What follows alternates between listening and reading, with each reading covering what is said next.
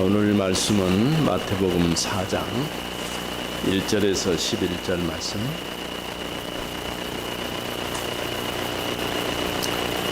나도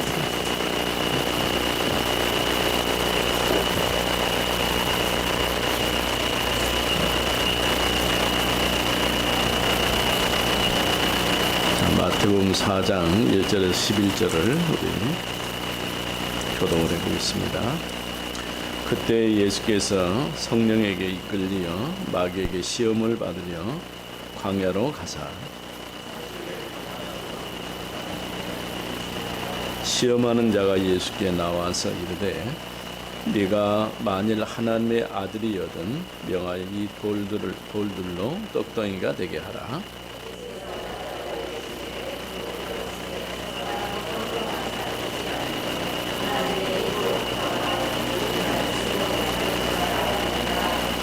이에 마귀가 예수를 거룩한 성으로 데려다가 성전 꼭대기에 세우고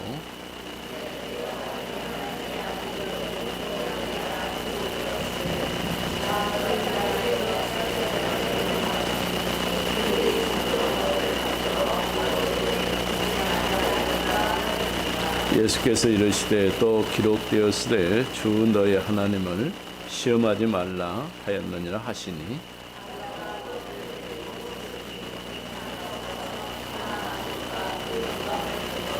이르되 만일 내게 엎드려 경배하면 이 모든 것을 내게 주리라.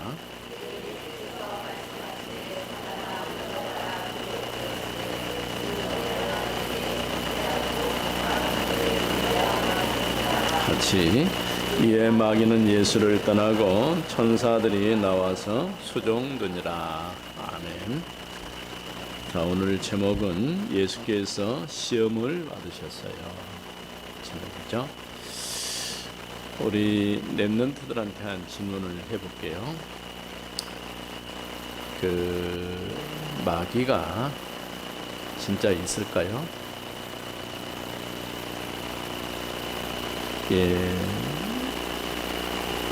생각하지 않고 이제 믿지 않는다 이렇게 말하는 친구들도 있는데 실제로 눈에 보이지 않게 사단이 역사하고 있어요.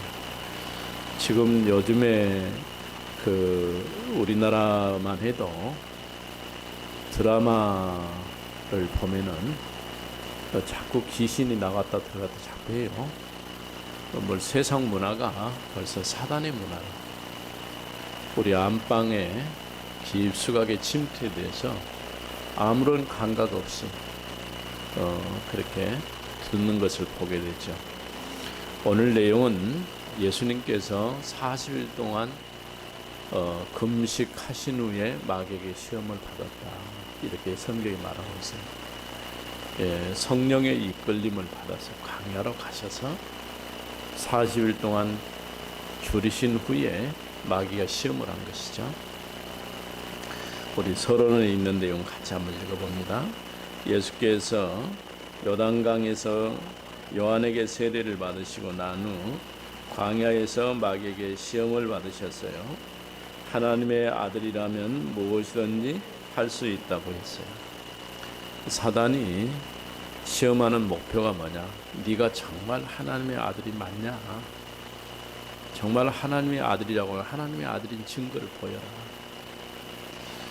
반대로 생각해 보세요. 여러분들이 교회 와서 예배드리고 하나님의 자녀라고 하는 이 부분에서는 의심의 여지가 없죠. 흔들림이 없죠.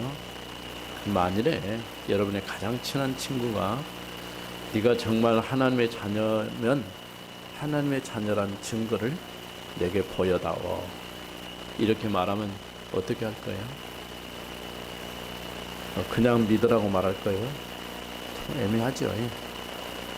보여줄 수도 없고 설명해도 잘 알아듣기가 어렵고 그래서 여러분들 평상시에 쉽게 설명할 수 있는 몇 마디 말을 꼭 준비해야 돼요. 베드로가 그런 얘기 했잖아요. 누가 네 믿음에 대해서 묻거든 대답할 말을 준비하라. 그러니까 우리가 그런 준비를 하고 있으면은 언제 누구든지 내게 물으면은 설명할 수 있어요. 그러니까 그렇지 않으면 괜히 당하고 어쩔 줄 모르게 되면은 친한 친구가 말은 하지 않지만 속으로 믿는다고 말하는데 저것도 헛것이구나 이렇게 생각할 수 있거든요. 그래서 오늘 첫 번째 성령의 이끌림을 받아 광야로 가셨어요.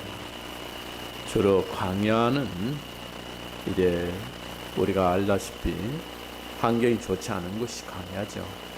근데 성경에서 광야를 얘기할 때는 사단이 놀이터라고 생각할 수 있어요. 사단이 역사하는 장소다 이렇게 생각할 수 있는데 거기 세 가지가 나요. 마귀에게 시험을 받으려고 광야로 갔어요.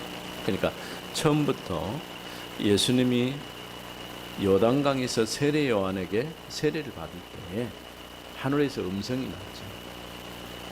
성령이 비둘기같이 예수님 위에 임했고 성자이신 예수님께 성부이신 하나님께서 이는 내 사랑하는 아들 내 기뻐하는 자다. 너희는 저의 말을 들으라. 우리가 하나님의 말씀을 듣는 것이지 사람의 말을 듣는 거 아니에요. 대부분 사람들은 하나님의 말보다는 사람의 말에 귀를 기울여요. 그리고 사람의 말에 많이 참조하고 하나님께서 말씀을 통해서 어떻게 하셨는가 거기에 대한 관심이 없어요.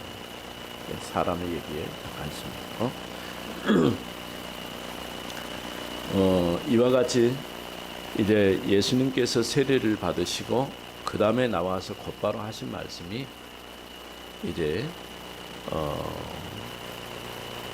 그 회개하라 천국이 가까이 왔느니라 이 말씀 하시기 전에 지금 예수님 마귀에게 시험을 받으십니다. 그래서 두 번째로 40일을 밤낮으로 금식하신 후에 시험을 받으셨어요. 사람에게 제일 어려운 게 뭐겠어요? 배고픔이죠. 의식주 문제, 먹고 마시고 자고 이런 것들이 불편하면은 굉장히 힘들어요. 얼마나 안타까운 일이 우리 주위에 많이 일어납니까? 최근에 강주에서 일어난 이제 부모와 함께 아이가 희생이 되는 그 이유는 뭐냐면 돈이 없다고 하는 거예요. 돈이라고 하는 것은 있을 수도 있고 없을 수도 있어요. 그러니까 화폐를 수치로 표시한 것이 돈이에요. 토큰이라고 그러죠. 여러분 요즘에는 토큰 그렇게 이렇게 돈처럼 생긴 걸 버스에다 넣고 타지 않죠. 지금 뭐 합니까? 카드도 요즘엔 안 갖고 다니죠. 뭐 갖고 다녀요? 스마트폰. 이 스마트폰 안에 모든 게 다 들어있어요. 여러분의 생활 습관도 들어있고 심지어는 여러분의 건강도 거기서 체크를 하고 또 금융거래도 그 안에서 다 이루어지고 모든 사람들과 의사소통도 그 안에서 이루어집니다.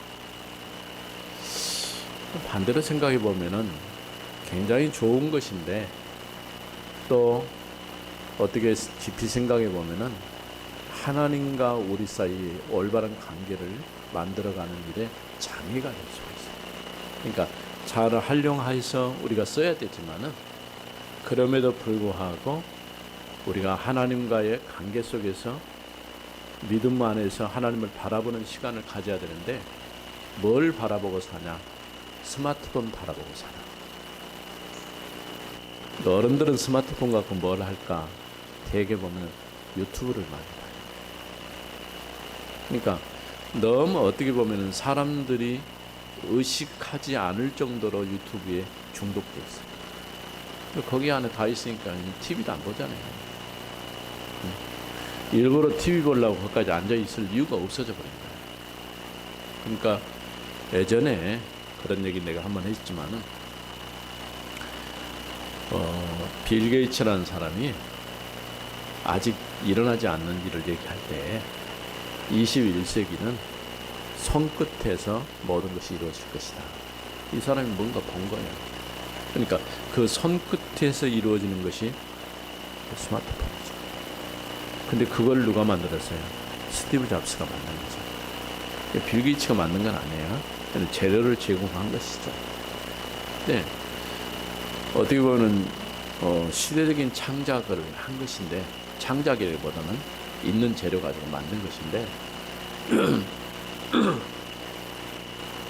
그게 이제 우리에게 굉장히 유용하게 쓰여지기도 하지만은 또 반대로 우리가 하나님과의 영적인 교제를 하고 하나님 앞에 나아가는 이 일에는 아주 큰 장애입니다.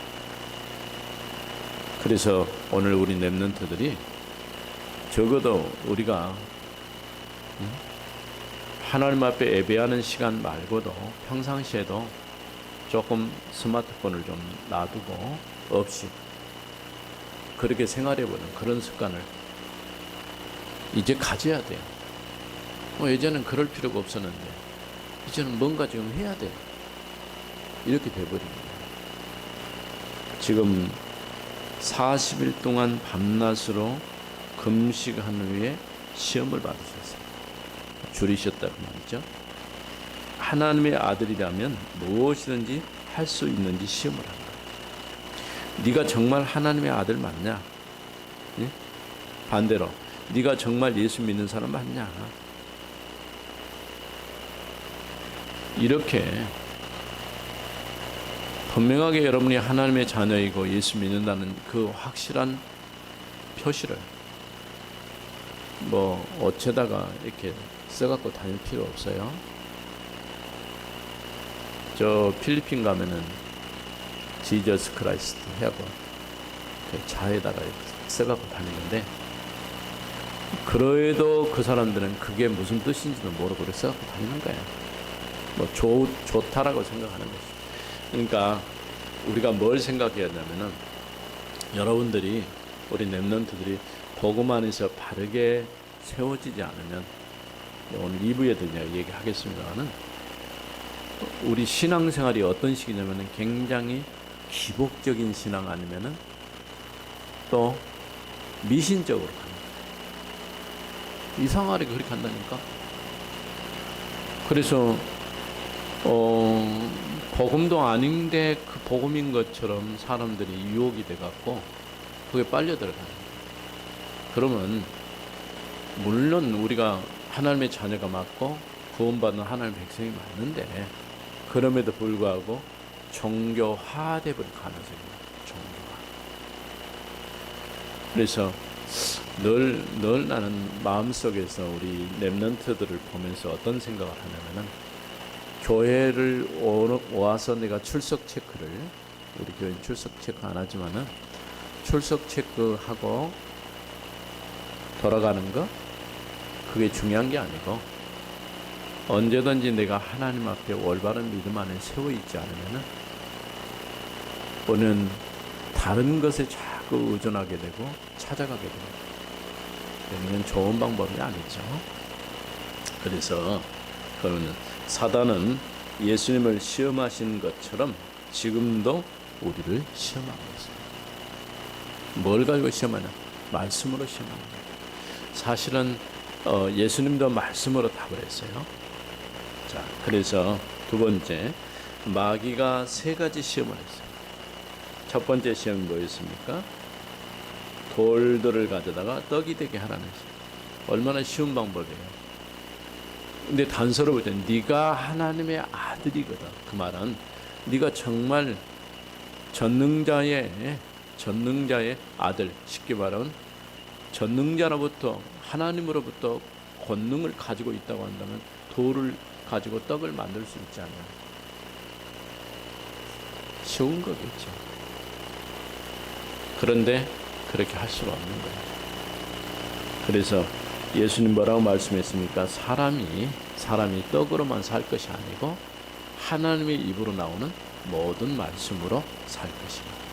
우리 렘넌트들이 왜 하나님의 말씀을 들어야 되고 성경을 읽어야 되고 또 그 중에서 중요한 계절은 암송해야 되고 그것도 붙잡고 묵상해야 되고, 그러면서 또 기도 제목으로 바꿔서 한 주간 살면서 여러분들이 계속 여러분들이 한 주간 살면서 뭘 놓고 기도합니까?